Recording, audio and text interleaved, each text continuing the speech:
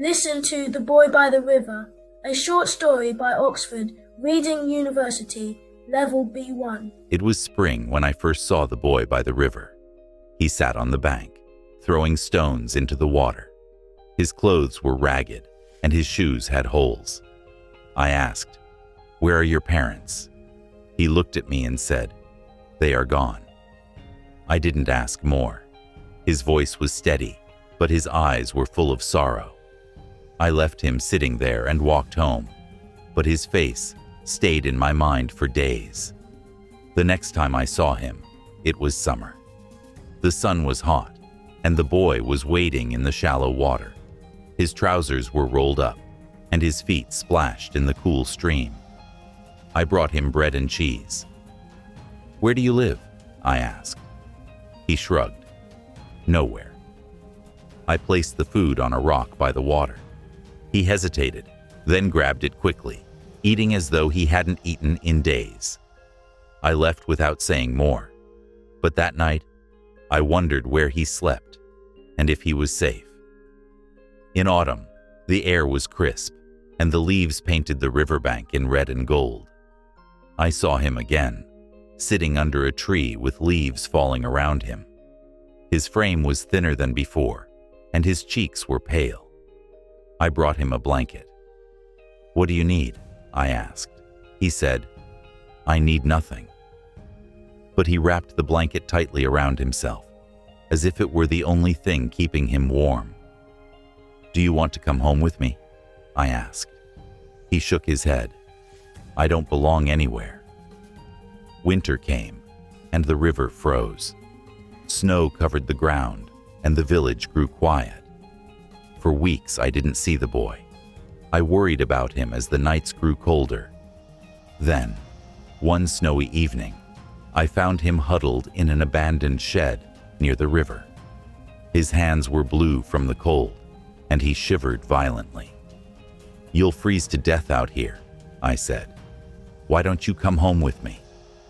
He looked at me, his eyes wary, but he was too cold to refuse. I brought him to my house and gave him soup by the fire. He didn't say much, but he ate slowly, savoring every bite. My wife fussed over him, giving him clean clothes and a bed in the corner of the kitchen. The boy stayed through the winter. He didn't speak about his past, and I didn't press him. He helped chop wood, feed the chickens, and carry water from the well. My wife said, "He is a good boy. We should keep him." But the boy never smiled much. Sometimes I'd catch him staring out the window, watching the snow fall, as if waiting for something or someone. When spring came, the ice melted, and the river began to flow again. One morning, I found his bed empty. He had left without a word. I searched by the river, in the forest, and in the village, but he was nowhere to be found. Days turned into weeks, and I began to believe he wasn't coming back. Years passed. Life moved on. The river still flowed, but I didn't look for the boy anymore. Sometimes, on quiet evenings, I'd think about him and wonder where he had gone. One summer, long after I had stopped searching, a man came to my door.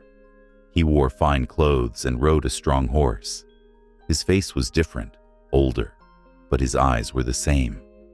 "It's me," he said, "the boy by the river." I stared at him in shock. He told me how he had left to find work, how he had saved money, and how he had built a life.